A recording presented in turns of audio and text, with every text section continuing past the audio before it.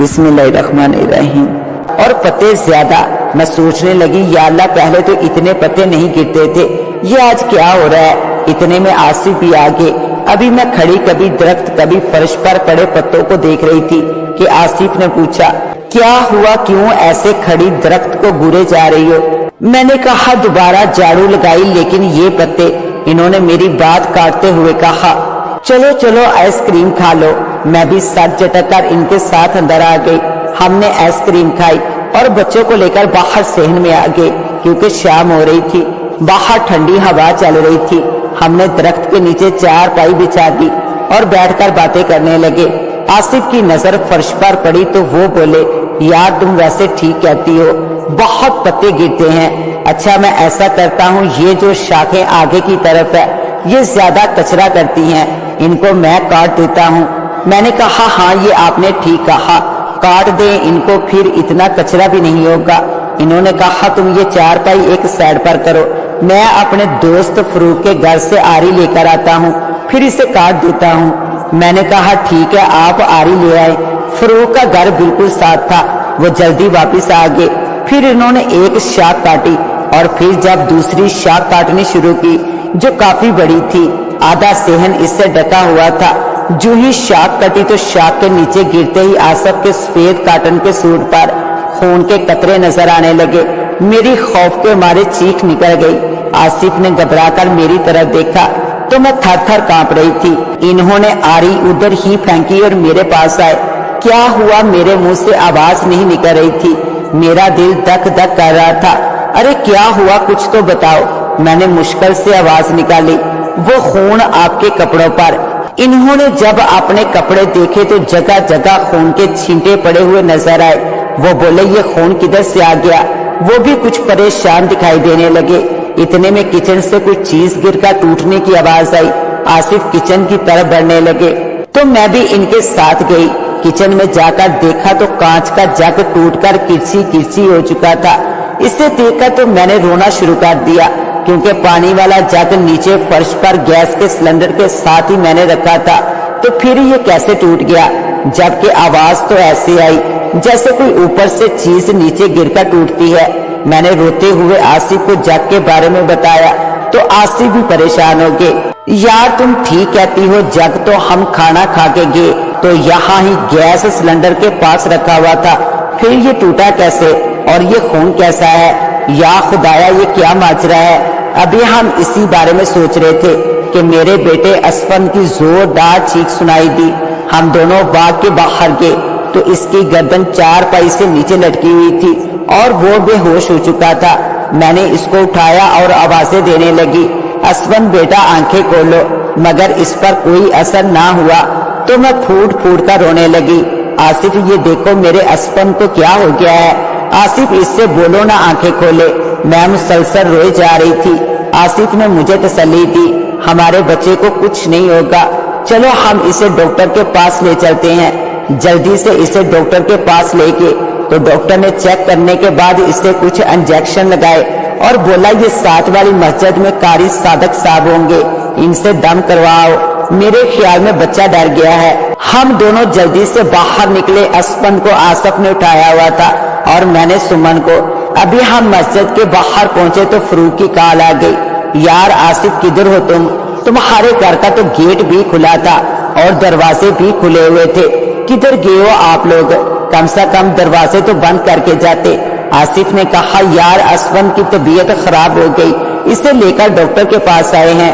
क्या हुआ, असफन को रात को मैं आपके घर गया तो वो बिल्कुल ठीक ठाक था, फिर अचानक क्या हो गया इसे। फिर आसिफ ने जल्दी जल्दी सारी तफसील इसे बताई तो इसने कहा इस वक्त कहाँ हूँ, मैं अभी आता हूँ, बाजार वाली मस्जिद के बाहर खड़ा हूँ। आसिफ ने कहा और फोन बंद कर दिया। हम मस्जिद में गए तो कारी साहब ने असफन को देखा और दम करने लगे। इतने में फरूक भी हमारे पास आ गया। इसे देखकर मैं फूट कर रोने लगी। इसने मुझे तसल्ली दी और फिर कारी साहब से पूछने लगा तो कारी साहब ने कहा मैंने दम कर दिया है, ये होश में आ जाएगा और पानी दम करके दे देता हूँ, इसे वक्फे वक्फे से पिलाते रहना। और फिर बोले अगर आप जिस घर में रहते हो वो छोड़ दो तो अच्छा होगा, आपका बच्चा बुरी तरह से डर गया है, खुदा का शुक्र अदा करो कि इसकी जान बच गई। हम वापस घर आए तो आसिफ ने कहा, फरूक तुम्हारी भाभी ने भी मुझे बताया था कि किचन से कुछ आवाजें आती हैं, मगर मैंने सोचा शायद इसका वहम है, मगर अब पता चल गया है ये सच कहती थी, इसलिए डर के मारे कांप रही थी। अब मैं इस घर में अपनी बीवी बच्चों को नहीं छोड़ सकता, इसलिए फरूक तुम कोई और घर देखो जल्द से जल्द। मैं जब तक ये घर छोड़ नहीं देता मैं इनके पास घर में ही रहूंगा, मैं इनको अकेला छोड़कर नहीं जा सकता।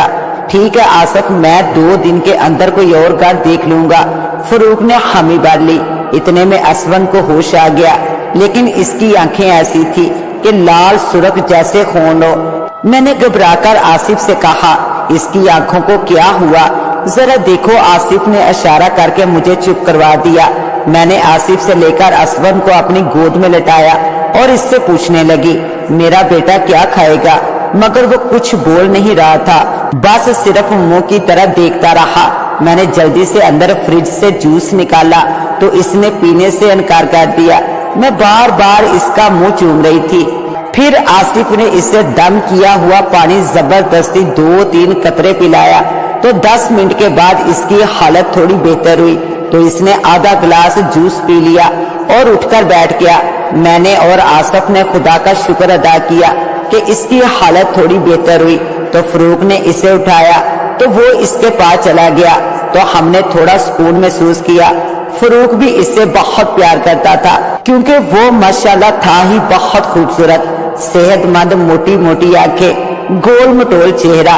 वो 1 साल का नहीं लगता था, ऐसा मालूम होता था जैसे कोई 3-4 साल का बच्चा हो। जबकि मेरी बेटी भी बहुत प्यारी नाजुक सी गुड़िया थी, मगर वो इससे कई गुना ज्यादा खूबसूरत था। मैं प्यार से इसे खान शहजादा कहती थी, मेरी जान था वो। फिर फरूक ने इसे मेरी गोद में दिया तो आसिफ ने कहा, चलो फरूक हम किचन खाली कर देते हैं, खाने पीने का सामान अंदर कमरे में एक साइड पर रख लेंगे, अब मैं तुम्हारी भाभी को किचन में खाना नहीं बनाने दूंगा। फरूक ने कहा, चलो मैं तुम्हारी मदद करता हूँ। दोनों ने सामान उठाकर अंदर कमरे में रख दिया। आसिफ ने मुझसे कहा, बस 2 दिन की बात है, फिर कोई और घर मिल जाएगा तो हम यहाँ से चले जाएंगे। ठीक है, मैंने इसे जवाब दिया। चलो भाभी लाओ, असवन को मेरे हवाले कर दो और आप अच्छी सी चाय तो पिला दो। मैंने मुस्कुराते हुए असवन को फरूक के हवाले किया और खुद अंदर कमरे में जाकर चाय बनाने लगी। मैं चाय बनाकर कप में डालने लगी तो फरूक ने कहा, भाभी असवन सो गया है। तो मैंने बेड की तरफ इशारा करते हुए कहा, वहां लेटा दो। मैं चाय लेकर बाहर आई।